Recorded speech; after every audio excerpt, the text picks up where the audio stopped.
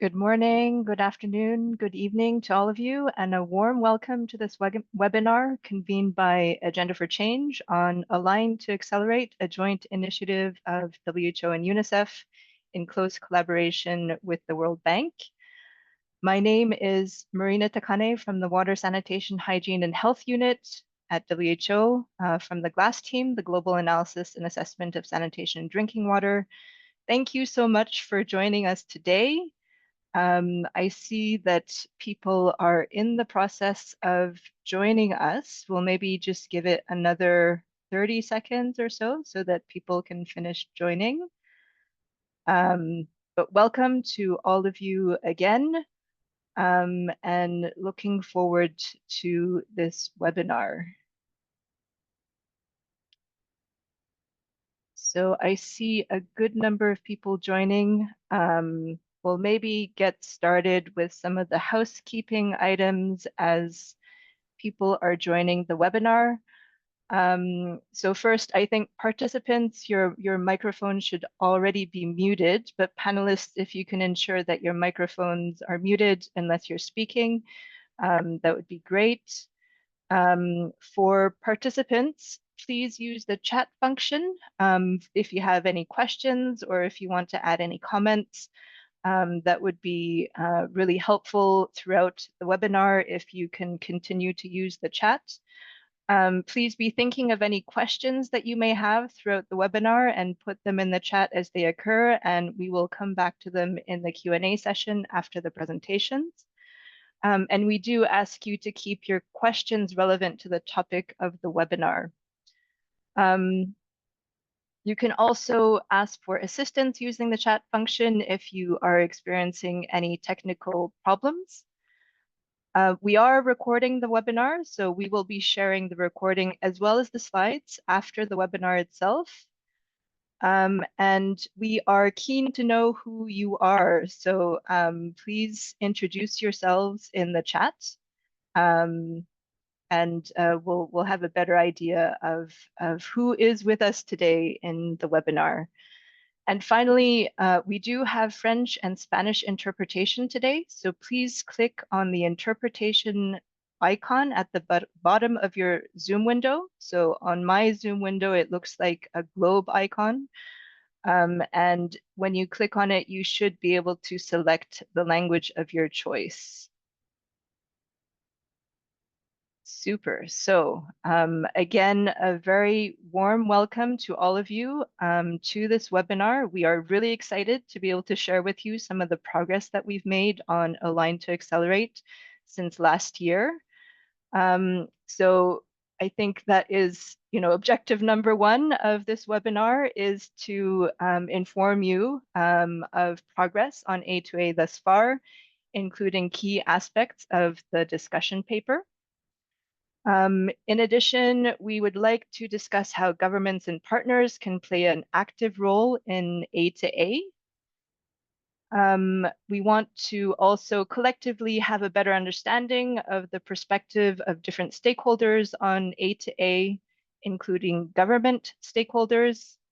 And finally, we will be sharing the next steps for Align to Accelerate, and we are keen for you to be involved. So we will be outlining some opportunities for engagement in the coming weeks and months. So here is just a quick overview of the program for today's webinar. So we will have some opening words from Bethlehem Mengistu of Agenda for Change to set the scene. We will have a presentation by Fiona Gore of WHO on behalf of WHO, UNICEF, and the World Bank, giving an overview of Align to Accelerate, the progress that's been made, and more specifically on the 3 proposals in the discussion paper on which we are asking for your feedback. We will then have Kate Harawa from Water for People Malawi to give a presentation on the ambition of A2A, and notably the role of governments and government ownership for locally led system strengthening. We will then have Dr. Max Wenga of the Government of Malawi, who will provide a government perspective on Align to Accelerate and more broadly on system strengthening. Oops, sorry. We will have a question and answer session moderated by Lisa Rudge of FCDO. We will have Aidan Cronin of UNICEF, who will be telling us more about the next steps, as well as how you can be involved. And finally, we will have some closing words by Susan Dundon of the Osprey Foundation. So without further ado, let's get started. I'm happy to pass the floor to Bethlehem Mengistu, the Global Coordinator of Agenda for Change, for some opening remarks. Over to you, Bethlehem. Thank you, Marina. Hello, everyone. Thank you for making time to join us today. And good afternoon, good morning, or good evening, depending on where you're joining us from. As Marina mentioned, my name is Bethlehem Mengistu. I'm the Global Coordinator of Agenda for Change. And on behalf of WHO, UNICEF, the World Bank, and Agenda for Change, I warmly welcome you to today's webinar, which is titled Align to Accelerate, an update on progress and opportunities for engagements. We are now halfway through the 2030 Agenda, and our collective progress towards Sustainable Goal 6, ensuring availability and sustainable management of water and sanitation for all, is seriously off track. This situation calls for more than incremental action. It requires a systemic shift in how we strengthen, monitor, and sustain wash systems. The Align to Accelerate initiative, or A2A, was launched in June 2024 by WHO and UNICEF in collaboration with the World Bank. And it's a direct response to the need around us being globally off track with regards to SDG 6. A2A aims to develop a common monitoring and review framework anchored in a core set of vital signs indicators to help countries and partners assess the strength of wash systems and use that information to make better decisions and achieve faster progress. Country leadership is central to A2A success, and the strength and sustainability of wash systems can only be accomplished when national governments are at the forefront, shaping, owning, and driving processes that reflect their priorities, contexts, and realities. Therefore, A2A is grounded in co-creation, with countries playing a key role in shaping its direction and its design. In that spirit, we are especially pleased to recognize and thank the government of Malawi for joining us today to discuss A2A at this important and formative stage. Their early engagement signals a strong commitment to advancing system strengthening in WASH and provides valuable insights for all of us as we move forward. We also look forward to welcoming more countries and collaborators into this growing effort. As I mentioned earlier, A2A is designed to be inclusive, iterative, and responsive, and your voices, whether from government or development partners, are essential to its success. Today's session will provide an update on the progress made so far. The session will also introduce the discussion and background papers and explore how we can collectively shape the next phase of this important work. Thank you once again for joining us and for your continued commitment to accelerating progress on SDG 6. Back to you, Marina. Super. Thanks, Bethlehem, for your opening remarks and for setting the scene. And as you said, we are keen to put the needs of countries in the center of this initiative. And so we very much welcome countries and country partners that are interested to let us know so that we can continue to involve you in future discussions and developments in Align to Accelerate. So next up, we have Fiona Gore, the team lead of the UN Water Glass Program at WHO, to give us an overview of Align to Accelerate, as well as progress to date, and on the discussion paper that was recently circulated, and in particular, the 3 proposals on which we were asking for your inputs. So over to you, Fiona. Thank you very much, Marina, and a warm welcome and hello to all of you from wherever you are reaching us and joining us today. I'd like to take maybe the next 15 minutes to share with you more information about the Align to Accelerate initiative, give you some background, share the vision for more impact, and basically the reason why we're here and what progress there has been to date, and to do this on behalf of WHO, UNICEF, and the World Bank. And thank you for trusting me to do this. I realize that I have to stick to time. I have a tendency to maybe speak a little too much, so Marina is allowed to interrupt me and to tell me to move on. Next slide, please, Marina. So the key question essentially is, what factors lead some countries to make rapid progress towards increasing access to water, sanitation, and hygiene services, and others not? Many countries, as we know, are off track to reach SDG 6.1 and 6.2, yet some countries have been successfully and rapidly increasing coverage of WASH services over the last few years. So what are those factors that are influencing that rapid progress? WASH systems, system strengthening WASH systems elements, all these elements have gained interest and momentum for a number of years now. However, despite convergence on WASH system strengthening, how to monitor the strength of WASH systems in a meaningful and coordinated manner has been lacking. And more knowledge about how WASH systems respond to increased inputs and improved processes, and how these then influence outcomes and impacts on health, have not been at the center of these discussions and of the research. Next slide, please. A common monitoring and review framework with a core set of indicators is urgently needed to be able to enable decision makers to accurately monitor progress, evaluate impact, and ensure accountability at country, regional, and global levels for all stakeholders and partners, and for us to all align around a common approach to enable more progress, to accelerate progress. Maybe if you want to click Marina through, there's some animation. So we need to move towards a common approach, and this is really where we're coming from today and gathering you in this webinar. It's not about a new approach.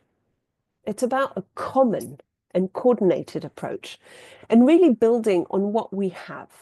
And it's about coming together, aligning our efforts to accelerate in a more meaningful way and defining, agreeing on a core set of indicators of WASH system performance, while developing and implementing appropriate sustainable measurement strategies to produce the required data, and integrating these indicators into national core indicator and information systems, therefore ensuring country representation, country national engagement, and participation at all stages.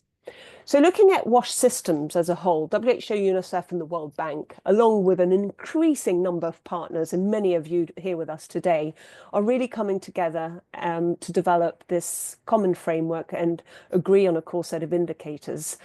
But there are really two interdependent elements that are required to make this shift, to monitor the strength of WASH systems at country level. The first one, I've mentioned, I'll mention it again, a globally agreed set of indicators. The second one is also extremely important, a common monitoring and review framework that will support countries to put in place national monitoring systems, if not already in place, that can provide data and information on the strength of WASH systems for government-led review mechanisms, such as joint sector reviews, sector performance reports, and government and stakeholders' decision-making processes at country level, including the development of WASH sector policies, strategies, and plans, as well as monitoring national commitments, such as those in the Heads of State Initiative or NGOR commitments, for example. Next slide, please. So why now? Why does it matter to countries? I mean, there have been various efforts to describe the components of WASH systems but these have not yet converged, but there are many. There is a unique and timely opportunity here, because a strong common monitoring and review framework can support a broader sector-wide shift towards WASH system strengthening approach. Non-alignment hampers progress, and we know that. There's an opportunity to capitalize on current momentum and broad base of support from country champions and a committed group of international partners, technical and donors, that are ready to act. There's a wide wealth of evidence out there, data, indicators, methodologies, and a large number of frameworks available that can feed into the selection of the core indicators.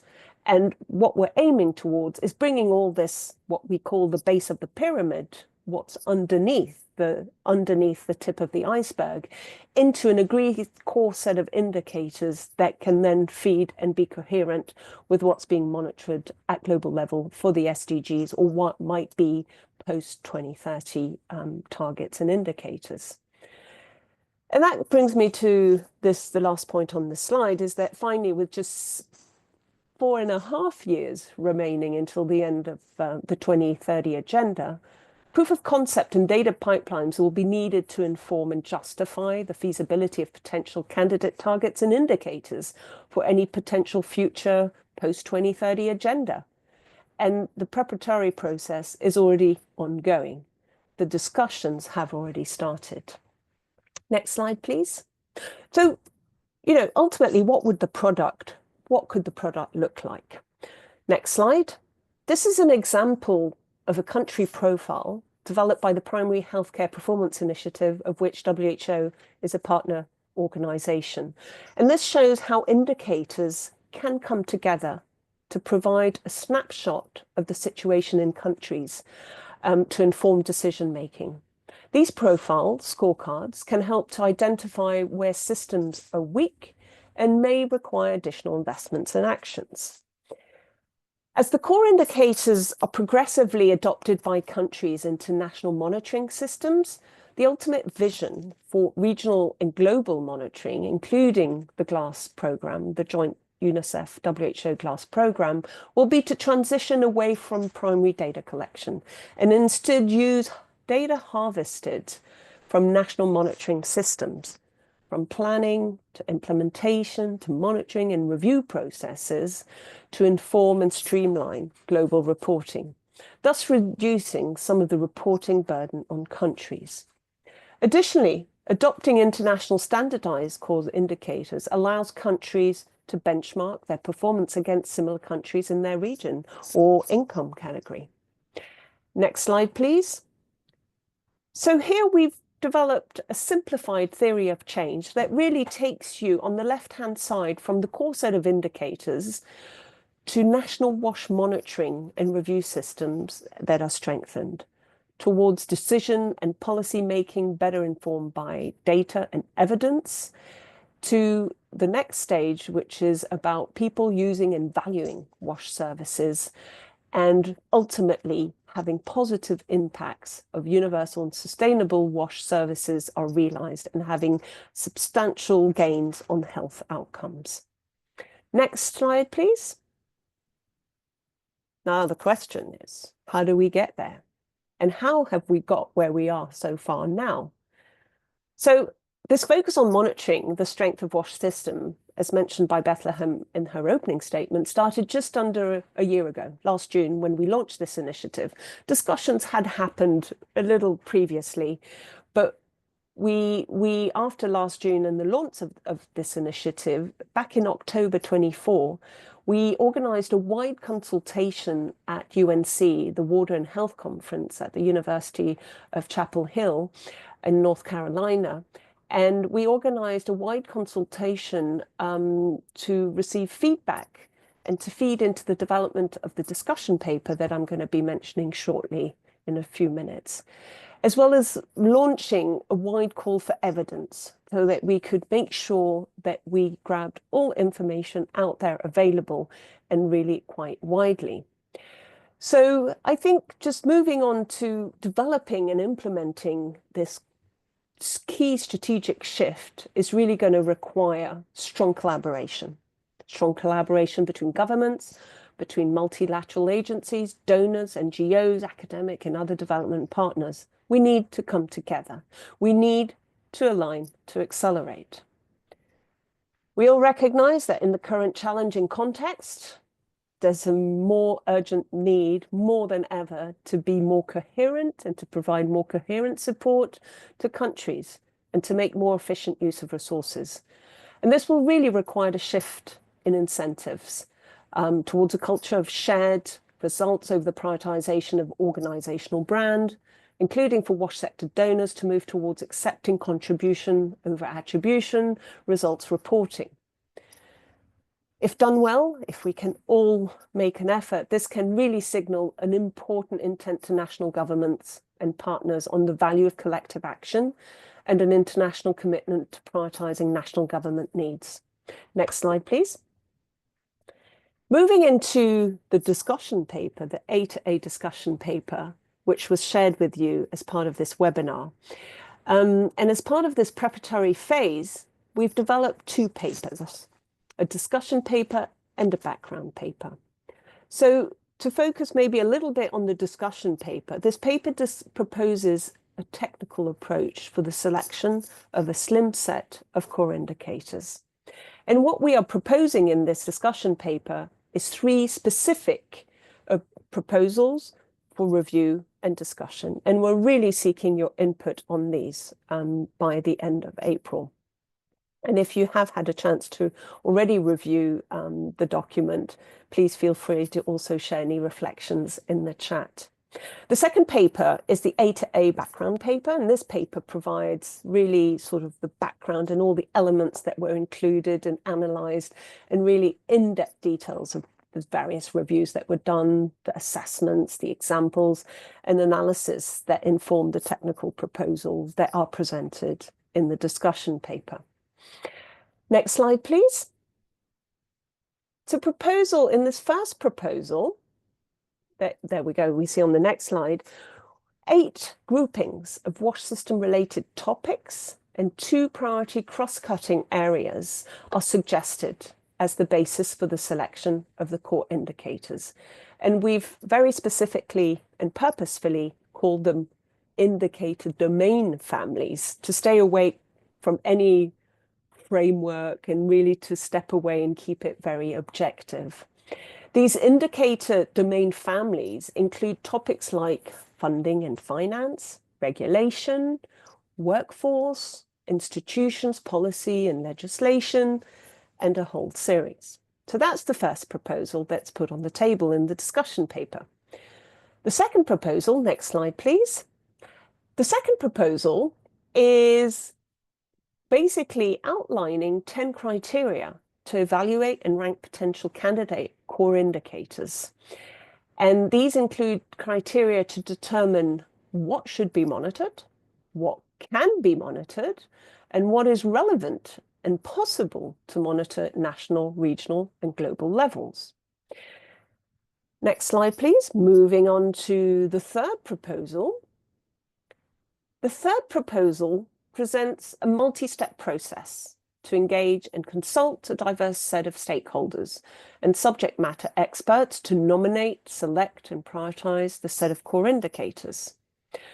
So as I said, we very much welcome your review, your engagement, your feedback, and just basically you getting involved in this initiative jointly so we can all align to accelerate progress at country level. And the discussion paper comments would be due by the end of this month, so by the 30th of April. And the links are going to be made available in the chat if they have not yet been made available while I've been speaking. And we'll also be highlighting these on the slides a little bit later on and with the website. So with that, I'd like to thank you for your time. And I think I've managed to stick to my allocated amount of time. Thank you for your attention, and back over to you, Marina. Thank you. Thank you so much, Fiona, and thank you for keeping to time. As mentioned earlier, we will have a Q&A session after the presentations.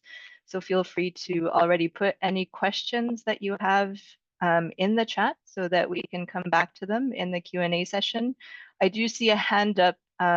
If you are willing to put your question in the chat, that would be highly appreciated. I see also there's a question in the Q&A function of Zoom. So just flagging that for colleagues who are, monitoring the chat. And if you could also be thinking as we listen to these presentations of the following questions and also putting your thoughts on these in the chat, we can also come back to these in the Q&A session. So first question, how can the Align to Accelerate initiative be most beneficial and useful for your country or organization? And second question, how can your country or organization contribute to Align to Accelerate? So feel free to be putting your thoughts on these questions also in the chat, and we will be coming back to your points, your thoughts in the Q&A session.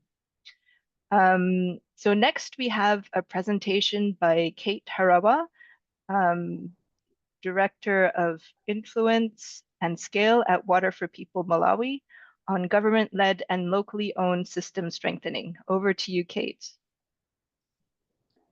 Thank you very much, Marina, and good morning, everyone.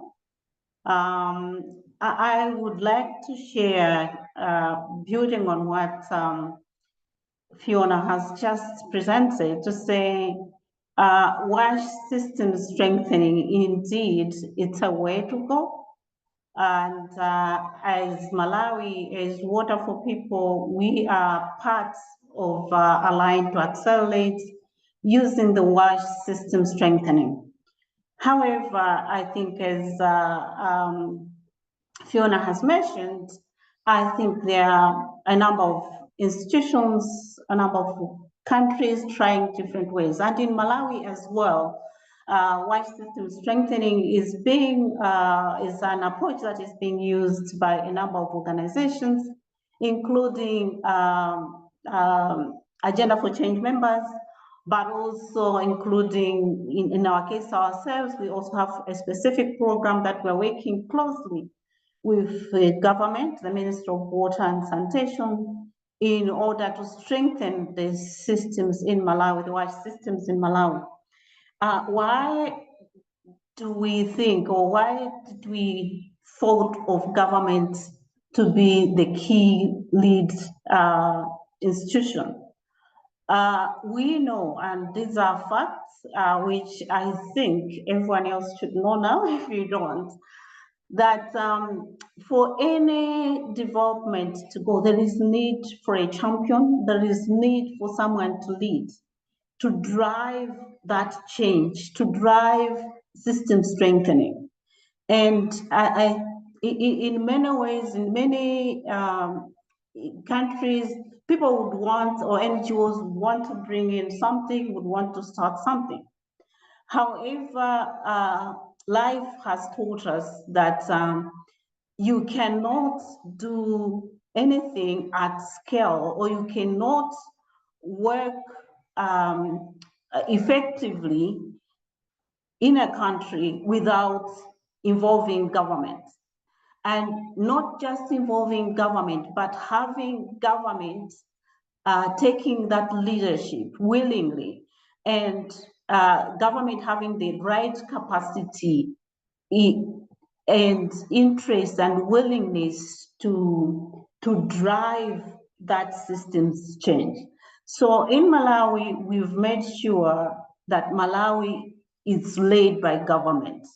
And our WASH system strengthening in Malawi now is championed and led through the Ministry of Water and Sanitation. We are lucky to have a very charismatic,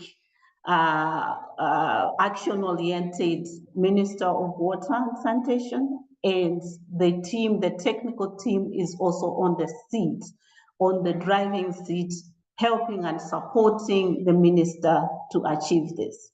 So indeed, over time, if indeed things need to work, you really need to work closely with government, but also government not to be following, but government to take that leading position.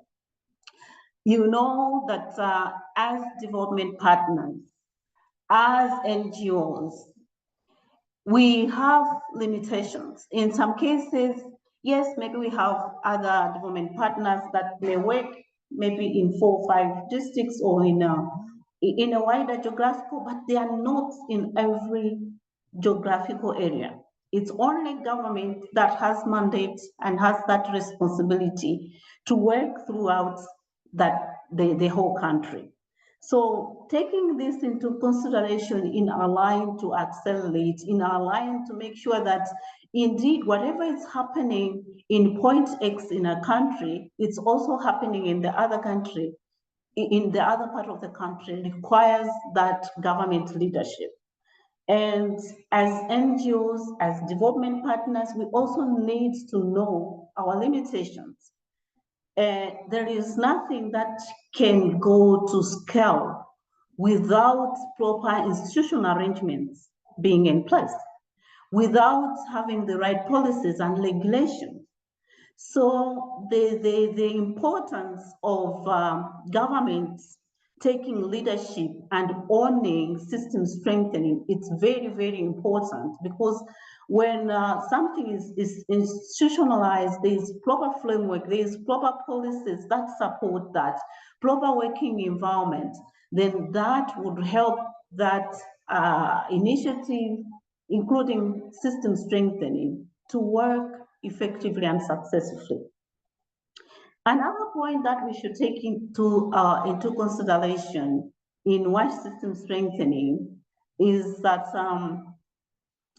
for every development partner, whether bilateral partners or governments, external supporters, one thing they look at in a country if they want to support something, they look at what are the government priorities. So they want to align themselves within government priorities. So if WASH system strengthening is not something that government in that country is prioritizing, then it will be hard to even to successfully implement WASH system strengthening and let alone monitor it. And for us as international NGOs, sometimes we do have good ideas, powerful agendas, but I think one thing we should know is that we cannot we cannot be able to replicate that without having a common understanding, a common way of measuring our success. So there is important also, it's important as people that are working in different countries, in different programs, to make sure that we have a common understanding where we can align to accelerate, we can align to measure what we call system strengthening, to be able to know the end goals. So if we say, oh yeah, the systems in Malawi are great, but how are you measuring? Maybe Rwanda also says the systems in Rwanda are great. So there is a need now that we need to come up with a clear way that is agreed across countries at a global level that allows governments and NGOs, development partners, to be able to measure their success, to measure whether we are going into the right direction. Otherwise, how shall we know? Next slide, please. So we really need to put this in to align and work together and put government on the driving seat. The other thing is then what should government's role be in system strengthening? When we say government is leading in system strengthening, what does that mean?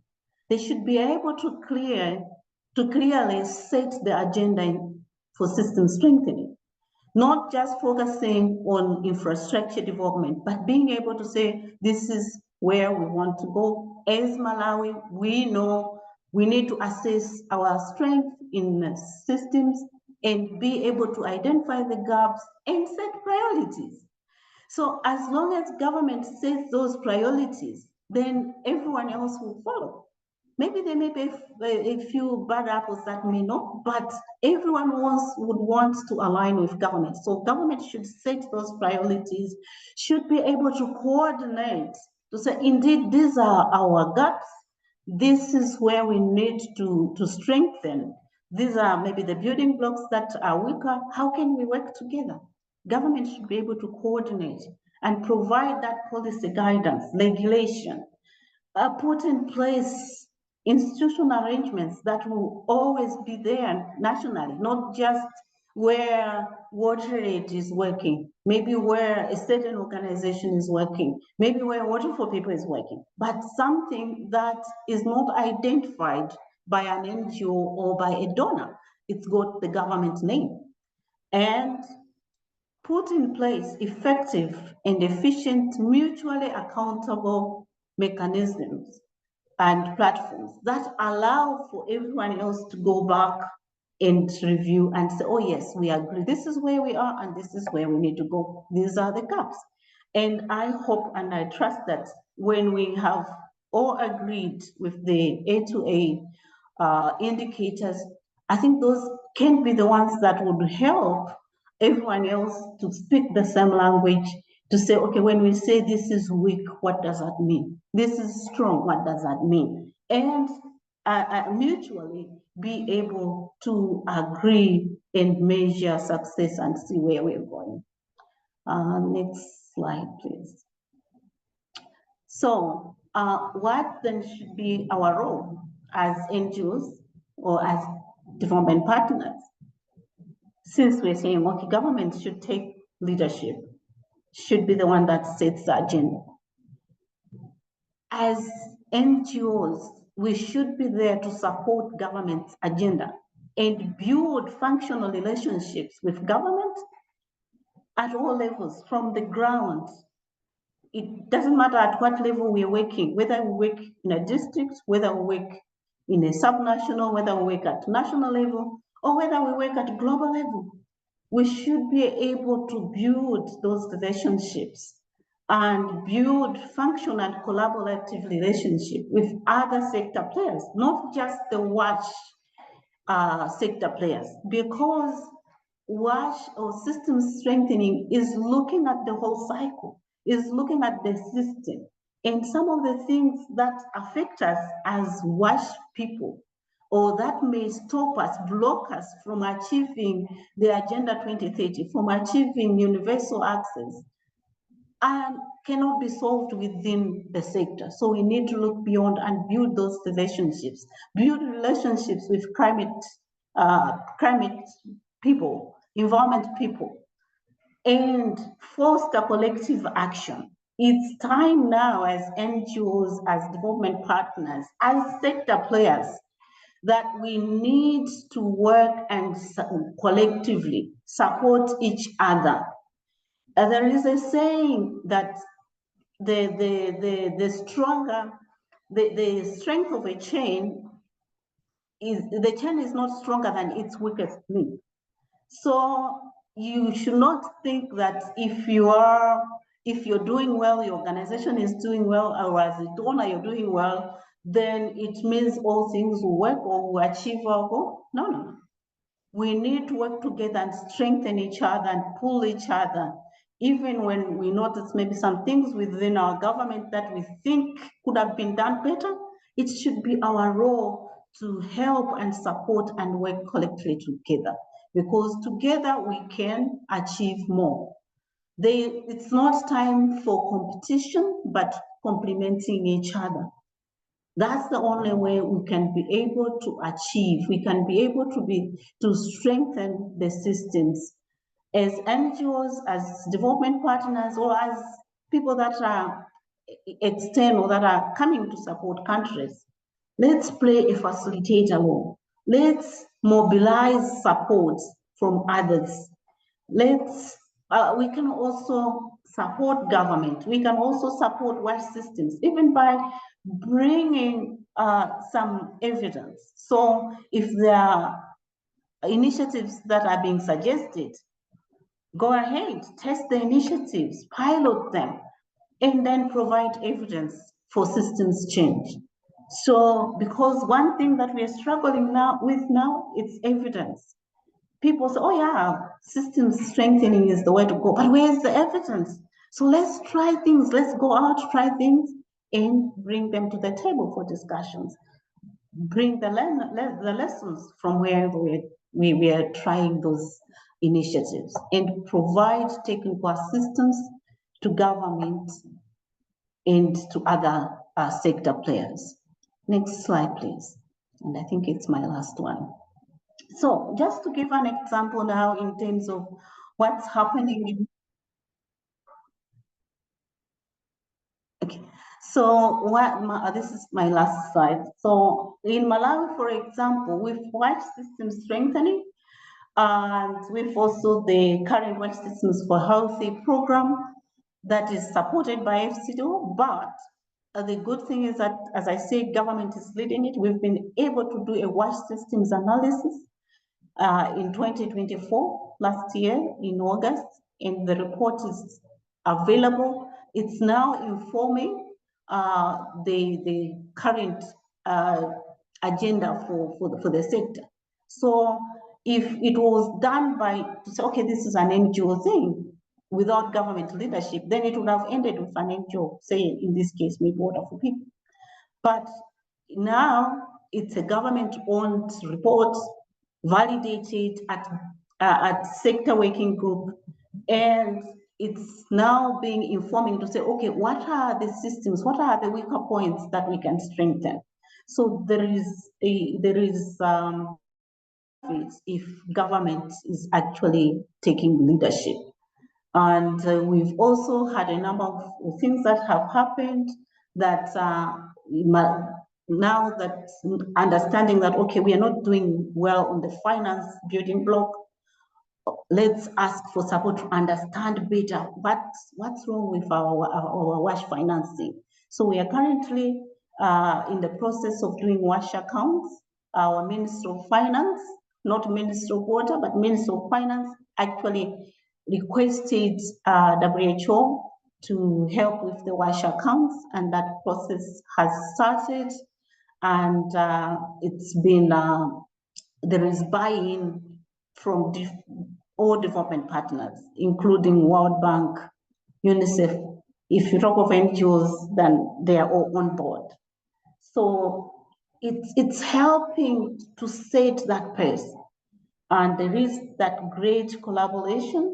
We have NGOs like WHH who are now looking at post-SDG era, or looking beyond after 2030, how can we move forward? And they're using the same WASH systems analysis report, the building block assessment report. So there are a number of things. We, as a country, now we are moving towards professionalized management arrangements for WASH service delivery. All that wouldn't have happened without first thinking of WASH system strengthening, but that WASH system strengthening not being an NGO agenda, but being a government agenda. And we are moving towards climate resilient WASH. There is a clear guideline from the ministry to say, from now onwards, this is how we need to move. Currently, I think at ministry level with development partners and sector players, they've been looking at how can we design based how can we design climate resilient WASH infrastructure. So there's all that is happening now, but it wouldn't have happened. Last one, Malawi has actually developed a presidential compact, which is ready for signing. And that will be a guide, because it puts the Minister of Water and Sanitation will put WASH at the highest level. And there are other developments that are just happening now that I may not be able to mention now until maybe we see the things happen, but also maybe I'm not the right person to mention. So it is important to make sure that NGOs, development partners, government work together, but government should take that leadership. I trust that was my last slide. So thank you very much for your attention. Super. Thank you so much, Kate, for your presentation and some really key points that you've brought up on successful system strengthening work and how we can work together to be able to accelerate progress. I think it really also underlines why we're keen to bring countries and country governments on board quite early on in the process for Align to Accelerate, so that we can ensure that ownership of the end product. Again, if you have any questions for Kate, please put them in the chat and we will come back to them in the Q&A session. I see that there's already quite a bit of activity in the chat. That's great. Please keep your questions and comments coming in. So along the lines of, all of these great things that are going on system strengthening in Malawi, I'm happy to introduce Dr. Max Wenga, Deputy Director of Policy and Planning of the Ministry of Water and Sanitation of Malawi, who will be providing a government perspective on Align to Accelerate and on system strengthening. So over to you, Dr. Max. Thank you very much, Mariana, and greetings all. It's a great honor and really a pleasure to join this conversation, and really great things are coming up. Malawi actually has been really honored today, just speaking also after Katie, who we collaborate very closely in our country programs. So we don't take this opportunity for granted. We thank you so much. So with regards from Malawi, on the perspectives that I'm privileged to share in this discussion today, just like firstly to touch on the aspect of the water system strengthening.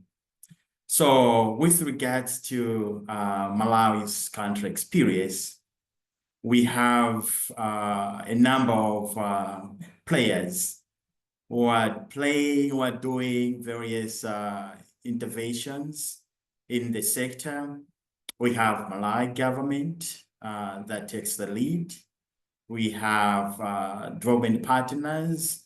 And I'm happy to see most of those development partners here also in this meeting. And as government, we are very, very grateful. And we do also have NGOs, as well as civil society organizations, other faith-based organizations as well, who are doing great, great things to complement government efforts in delivering wash services in the country. I was really touched during the opening session when I heard of the reflections on how we are doing globally, also as a region and as a country, with regards to getting closer to our aspirations to achieve the SDG 6. We actually have observed similar situation that while there have been many actors on the ground, the gaps have still been there. We still see areas where have not yet been reached with safe water, improved sanitation, and that's really a big concern if we are to attain the aspirations of SDG 6. And therefore, continuing business as usual was not going to take us far. Somebody said that doing the same thing time and again and expecting different results is another definition of madness. So we actually said, no, we would like to do things differently. And we took stock of what's happening. And we noted that there was actually a gap with regards to the systems that actually we use to deliver the services. And therefore, it called really for strengthening of these systems such that as we deliver the services, so the systems themselves are really well strengthened and we can have an impact and ultimately lead to a happy life in all respects. I should be quick to acknowledge the project which we are implementing with support from the FCDO. That's on wash system strengthening, and we are collaborating also with Water for People. So that has really actually placed us also on the path where we are very, very actually optimistic that 2-3 years down the line, our speed towards attaining SDG 6 will really have picked up and will be really closer to hitting the goal, and if not actually achieving it. So that said, let me also touch on the Align to Accelerate initiative.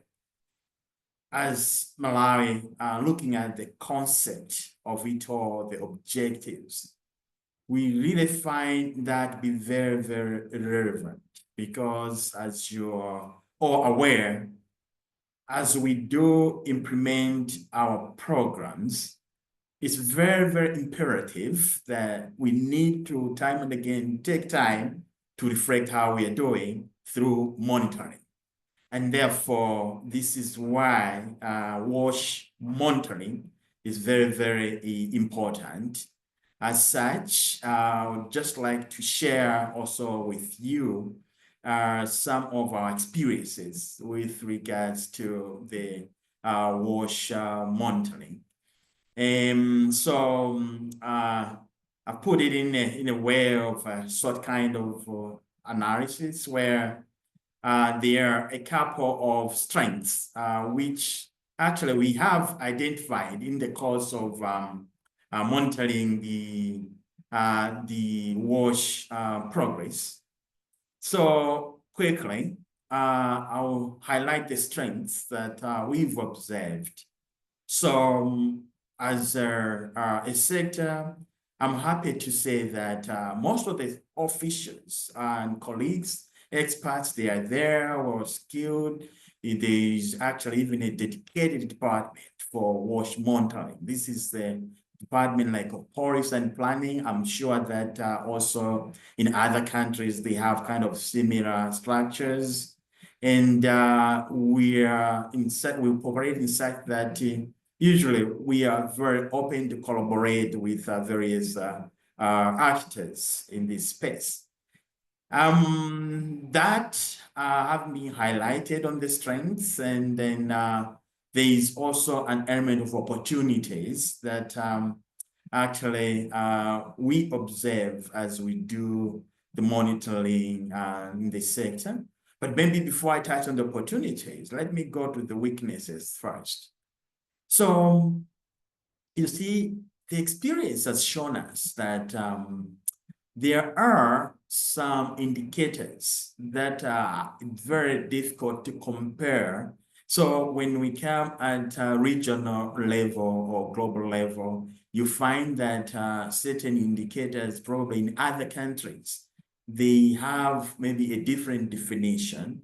And therefore that element of comparing probably how we are doing together jointly, you find that we fail to get a consistent story.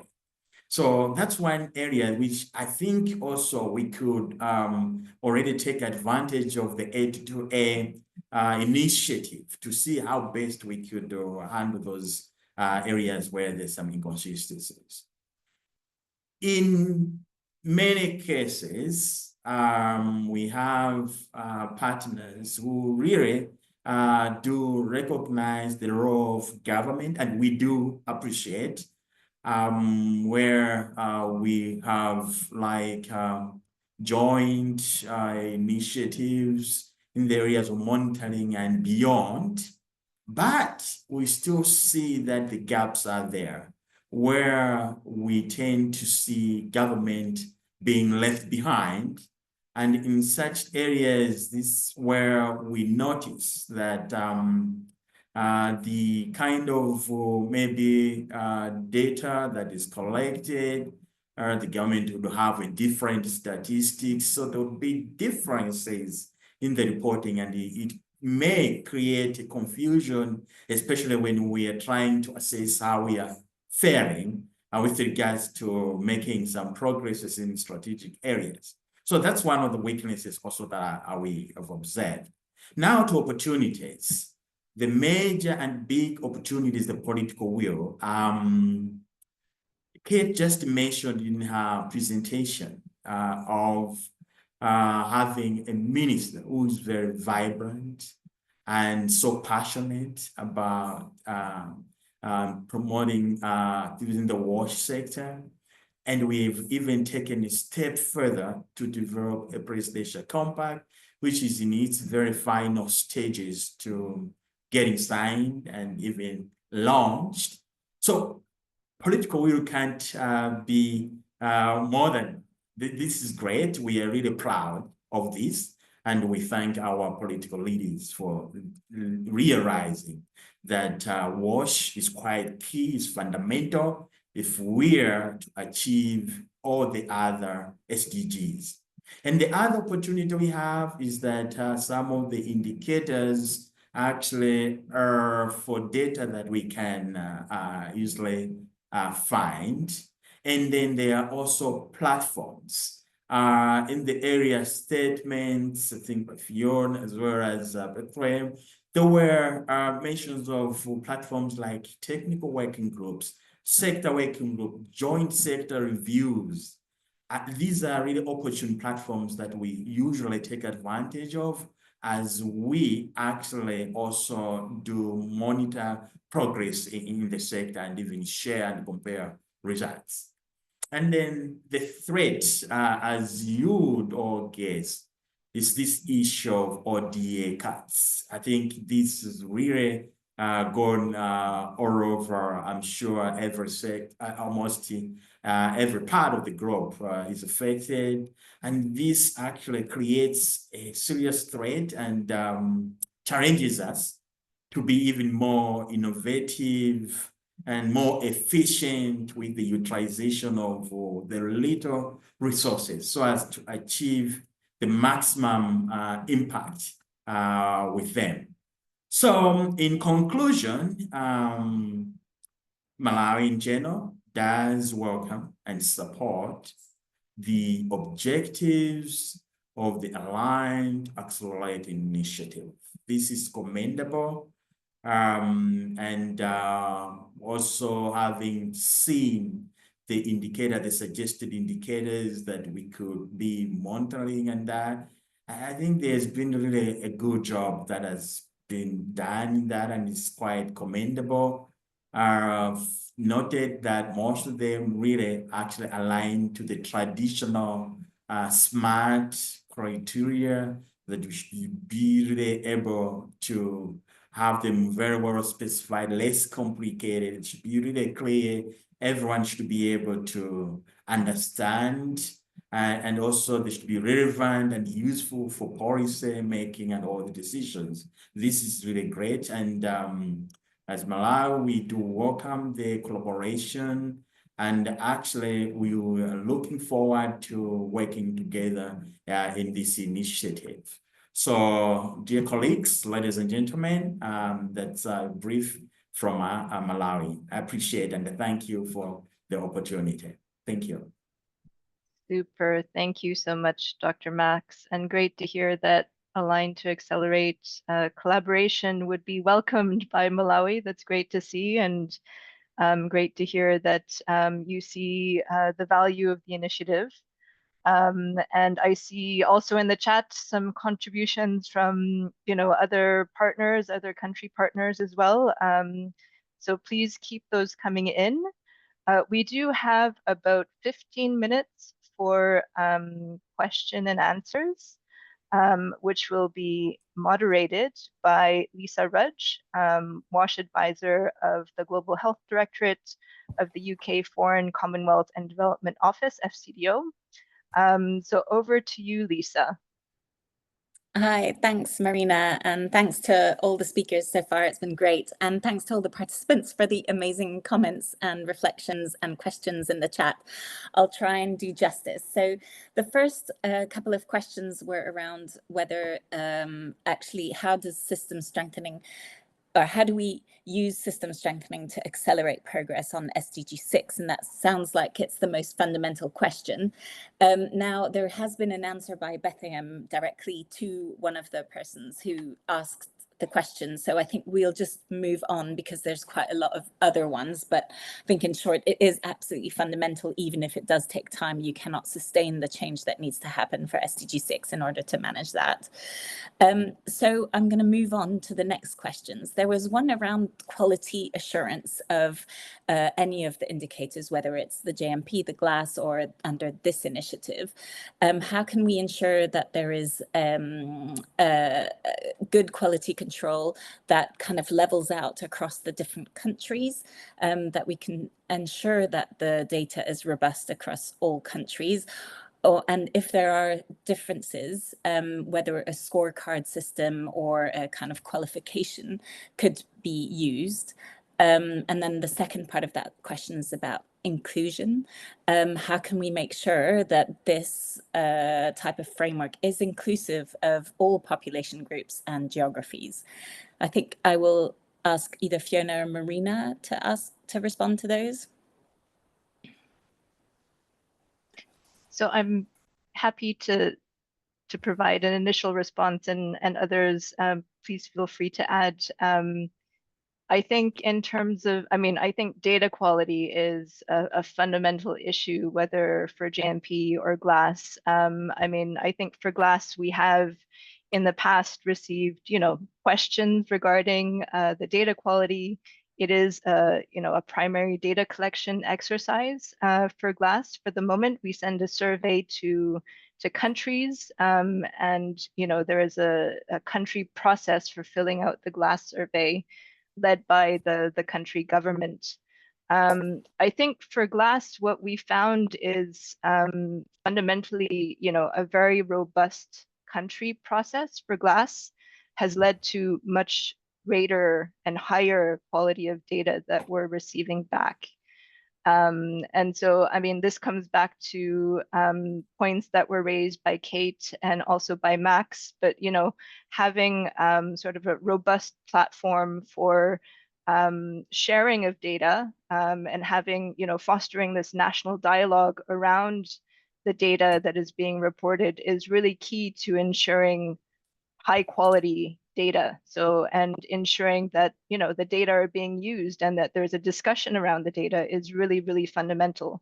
So, having this open platform where, stakeholders can access the data, can view the data, can use the data, from our experience from the GLAS side has been really fundamental to ensuring data quality. And I think this is very much the approach that we're taking for Align to Accelerate as well. That by defining these core indicators that we're also moving or facilitating this process of use of data, open dialogue around data that will help to ensure high data quality. Back to you, Lisa. Brilliant. Thank you, Marina. I'm going to move on. There's some questions around kind of the different frameworks for measuring change, whether it's the GLASS or the JMP, or also even across the building blocks. Can you perhaps say something on how to avoid duplication, either yourself or someone else on the panel? How can we avoid duplication amongst the various frameworks at the moment? And then linked to that is a little bit this point around, actually this has to be relevant to countries, both at the national and the decentralized level. So again, how can we make sure that we are consulting at the decentralized level and the national level to ensure that there is no duplication, but also that we're capturing those elements of the system across those levels of government? Thank you, Lisa. Sorry. Maybe I'll take this one on. In the background paper and the analysis that we did, we basically reviewed 82 frameworks that are out there. 82 frameworks. They were all different. And every framework had their value. And so what we are suggesting with Align to Accelerate, we value these frameworks, we're taking a step back. And that's why we ended up calling these indicator family domains. 72 of these 82 frameworks were global and regional, and 10 were from countries. And then, we also included in the latest GLASS survey some questions to try and collate information about practices on indicators at national level. So I think what I'd like to say here, maybe briefly, because we could definitely have a whole webinar about this, but is maybe let's take a step back. We have all these frameworks, we have valuable work out there, we have experience, but what we're trying to maybe come towards is a core set of indicators, and we're thinking 10, maximum 15 indicators that we can all agree on. That doesn't take away from the different frameworks that can be used and continue to be used and implemented by the various organizations. But what we are also saying, and this is maybe my second and last point, just to keep this brief, is that we need to, and I said this in my introduction, we need to shift the way we work. If we are going to accelerate, we need to shift the way we operate. And we need to come together to align so that we can reduce this burden of reporting that is happening and that countries are suffering from. And we need to be able to support country systems and information systems with a core set of indicators in a coordinated manner, irrespective of what framework. All these frameworks have similarity of differences, but at the end of the day, we're all trying to achieve the same thing. We're all coming in to monitor the inputs and processes to try and explain any progress or lack of progress in outcomes and impacts. And that maybe sort of relates to a question that I also saw coming up in the chat about why are we doing this? Why is this going to make a difference? And how are we going to catch up on progress on some of these countries that are not making progress? It's not going to happen overnight. We know that. And we're not going to sort of, this is not a silver bullet. This is going to be iterative, work in progress. And this is really working towards being able to align around a core set of indicators that then can feed into a potential post-2030 agenda. But that doesn't negate all the other work that's happening. So let's not get hung up on a specific framework. We all have frameworks. There's many frameworks. And that's exactly what we're trying to avoid, is let's just come together and agree on a core set of indicators. And then we can relate these back to our various frameworks. I'll stop there. Thanks. Thanks, Fiona. So that kind of links nicely into another question that came up in the chat, which was around sometimes donors have a set kind of framework, monitoring framework that's required as part of grants. And how can we kind of minimize the impact of that? So maybe I'll just quickly take that. And I would just like to say that actually this work really is important, and that it's a grouping of partners that are working together with governments to identify what those core set of indicators are. And that's really important.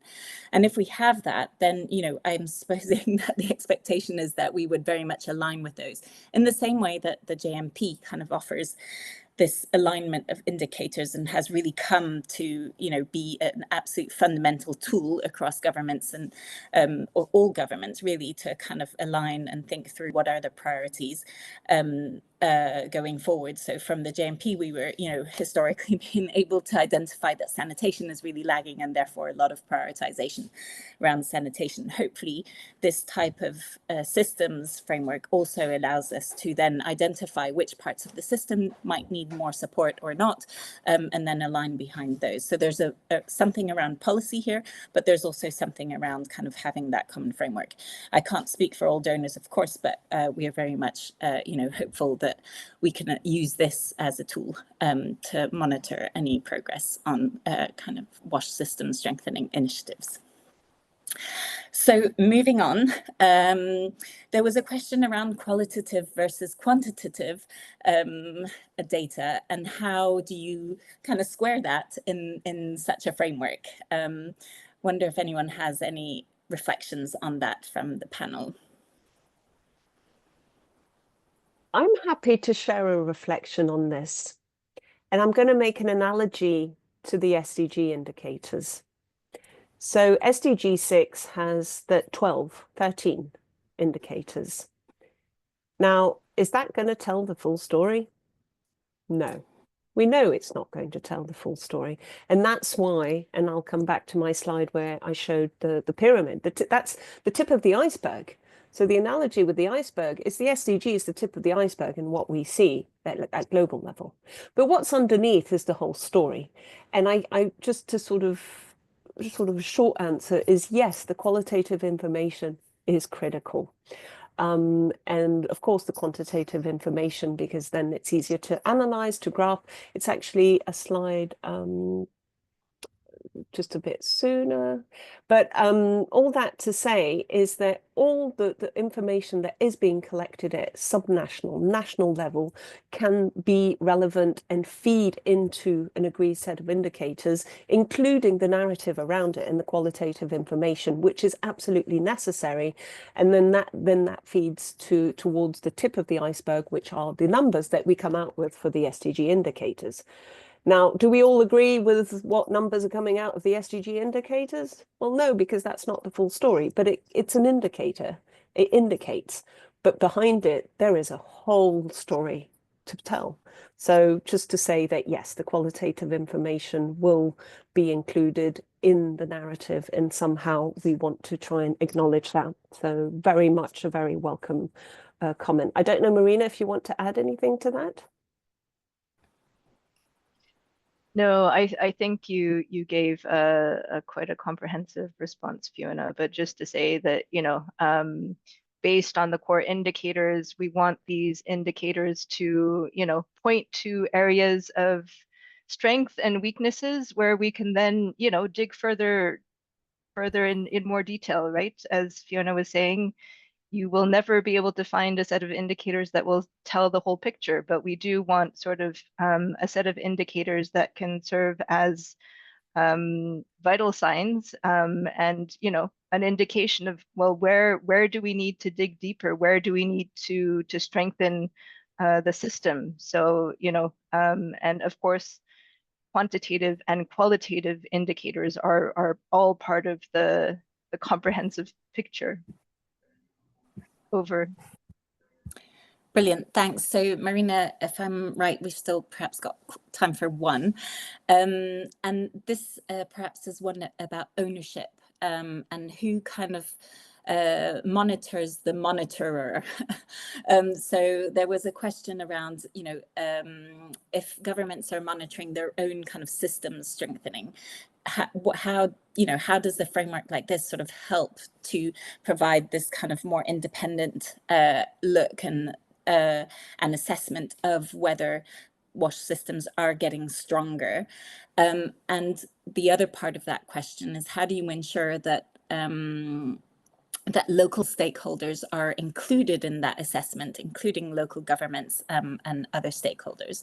And I'm wondering if I might ask Max, if he's still online, to provide a little bit of reflection on that kind of government ownership and the consultation with other stakeholders and kind of a shared understanding of both the baseline of what the WASH system is, but also where it's headed and kind of that more objective analysis of how system strengthening is progressing.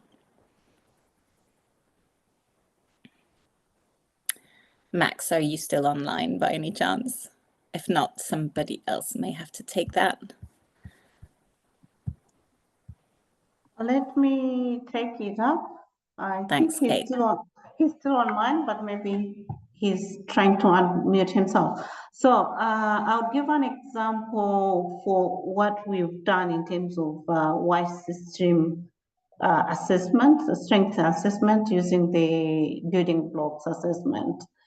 And in relation to engaging people at local level, at national level, but also making sure that government is not trying to measure itself.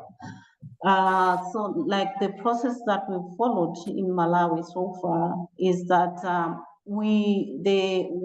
the assessment is done in a room where all players are invited, some representatives from local governments, from other sectors, non-WASH sectors, and then from WASH sector, people from the ministry, but also people from NGOs, development partners, all together trying to assess, and it takes a lot of discussions for people in groups in order to score or to gauge the level of strength of a building block.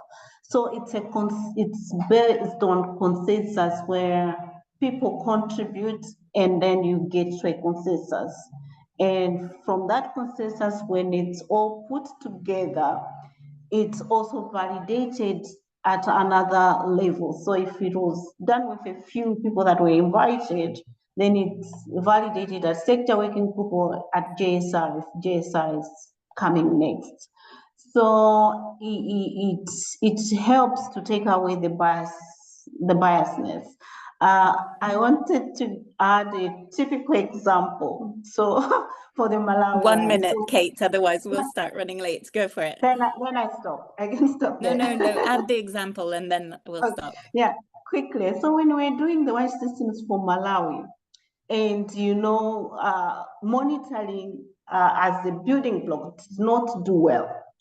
And it didn't really, Max, if you're hearing me, I think it's okay. It didn't please Max department because that's what he said.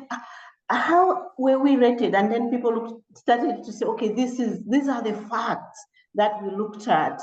And then people get to conclusion. So it's not biased towards any because it's a consensus, but also it's always important, I think, when that time comes for rolling out, that it's not a measure of a certain individual or a certain department, it's the system. Thanks. Great.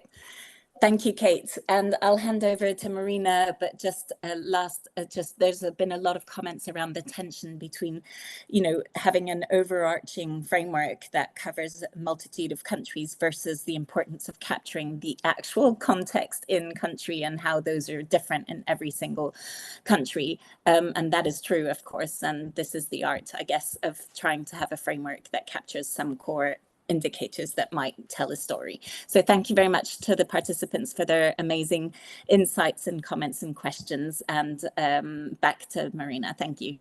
Super. Thanks so much, Lisa. And thanks to all the participants for all of your questions and comments in the chat. I think it's been also really rich to hear your thoughts this will really help to shape our direction going forward. So thank you so much for that. So next, I would like to invite Aidan Cronin, Senior Advisor, Results and Resources, Water Sanitation Hygiene from UNICEF, to take us through the next steps, as well as to outline how you could get involved in A2A. Over to you, Aidan. Thanks so much, Marina, and thanks everyone. really great chat and enjoying it a lot. So I'll just quickly touch on maybe summarizing where we've got to this morning, and you know, how where this fits into the scheme of the timeline for A2A, and how colleagues can get involved moving forward. So as Fiona outlined, we're really trying to define a set of core indicators, mapping the strength of WASH systems, and then also a common monitoring and review framework. And we're doing this over a 4-phase period. Phase 1 is the background discussion paper and preparatory work, the consultations, really forming phase 2. Phase 3, which we haven't touched on so much here, but I think a lot of the questions that are coming up would be very relevant for that in terms of country implementation and how we're moving forward to to validate and improve the indicators. And then phase 4, of course, will be upscaling, and I'll come on to a schematic around that. But we've had a great partnership on this initiative with the WHO GLASS team and UNICEF, with support from the bank, and we've also been bringing in and hearing from a much wider group of technical players in the sector, and we're really trying to, I think, make this as comprehensive and as robust as possible. As we've heard in the discussion up to now, that's always a playoff in terms of level of effort and ability also for this to be picked up and implemented, versus somewhere losing a little bit of maybe granularity to make that happen. And I think eventually what we're really after is that the GLASS survey 27-28 will have a line of sight based on the Align to Accelerate outcomes. So if we move to the next slide, please. This is really just showing that we've moved over the last couple of years, from consultation, scoping, etc., to the paper that you can comment on now. That's where we are. And then moving forward, it'll be around the core indicator selection phase 2. That's a huge task actually ahead, as Fiona mentioned, trying to distill 82 frameworks into something concise and that's able to be practically used. Phase 3, very important, will be the pilot testing, which will happen over the end of this year and into early first half of next year. And then we're hoping, upscaling from there. So phase 3 and phase 4 is extremely important. The questions that were raised on government ownership and buy-in. So I think that's where we've got a chance to really address some of those points. So if we move to the next slide, please do join the list server. We can put that in the chat box, the link to that. As been previously mentioned, we're looking for comments on the discussion paper, which you can email here, washmonitoring@who.int. And then, of course, we'd love to get you involved in terms of the consultations for phase 2 and phase 3, which is really, again, probably the critical bit where we test and validate all of this at the real important country level. And my final slide is just to thank everyone. We've had so many different points of view and inputs from such a wide range of organizations. If you don't see your logo there, please let us know. We can add it.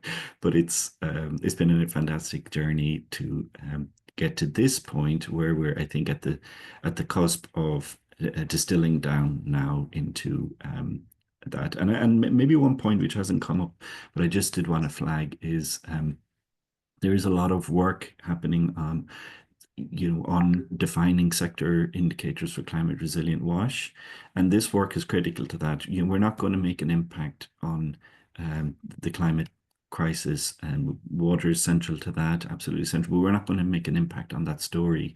A global crisis needs every country stepping up, every national response. If we don't understand the systems that we're working with, we're really going to struggle there to address climate resilience in each of our countries. And and come up with a global climate impact. So just wanted to make that point right at the end. But thanks so much, Marina, and back to you. Super. Thanks so much, Aidan. As you can see, we're keen for this to be very much a cross-sector collaborative effort. So again, we are keen to hear from you if you're interested in being involved. Finally, to close the webinar, I'd like to turn to Susan Dundon, Director at the Osprey Foundation, for some closing remarks. Over to you, Susan. Great. Thank you so much. Thank you to all the presenters today and to everyone on the call for such active participation, as we can see through the many comments in the chat. I work at a foundation that believes that the only way to deliver universal, sustainable WASH services to everyone requires a systems approach, and all of our investments are made with that as the primary filter. And I think this is the reason why we are such strong supporters of this initiative to create a common framework to measure success and help us know if we are going in the right direction and generate the data and evidence that it works, as the presenters from Malawi so rightly said during the call. We think this is necessary and will help us go far in scaling system strengthening and in fact reaching SDG 6. So I want to just reiterate at closing what I think we all know and have heard again many times today. The success of this global effort to have monitoring and analysis of WASH system strengthening is really fully dependent on its relevancy and use at the country level. And this can only be assured by localizing the process of creating and piloting the proposed framework and the indicators that we've talked about today. And so for this reason, I want to commend and thank WHO and UNICEF and the World Bank for joining forces, or aligning to accelerate, if you will, with Agenda for Change, which I know to be a network and platform of leaders, dedicated practitioners, and holders of knowledge and wisdom on system strengthening at the country level, to convene this webinar and to continue to support the process as it advances. I think by working together, groups like this and everyone on the call, our chances of success to fill this very critical gap in the WASH sector are vastly improved. I'm also really encouraged by many of the comments I saw in the chat and even the very early offers of potential countries for piloting. And so I am excited to continue to actively participate and want to thank again everyone on the call and the leaders of this initiative for such strong collaboration and information sharing throughout the process. So thanks very much. Thank you so much, Susan, for those closing words. And I think it's, I can't agree more with what you've just said. And I think it's only through strong collaboration that we can make this work, that we can make Align to Accelerate work. So thank you again. Thank you to all of the participants, all of the presenters in the webinar today. Thank you for all of your questions, all of your comments in the chat. It's been a really rich discussion, I think. We are looking forward to getting your feedback on the discussion paper by the 30th of April. I see that the links were shared in the chat again. So, please take a look and send us your comments. Thank you also to the interpreters. We really appreciate being able to reach a broader audience by having the interpretation in place. And just finally, just on the point mentioned by Aidan on the climate resilient monitoring, there will be a joint WHO-UNICEF webinar on this topic next week on the 23rd of April. So there's a morning session and an afternoon session. If Betsy, if you can put the links in the chat before we close, that would be great. And if you could sign up for that webinar, if you're interested in joining that, that would be great. So thank you again to everyone. Thank you for all of your thoughts on this, and looking forward to hearing back from you on how you're interested in engaging with Align to Accelerate. Thank you. you.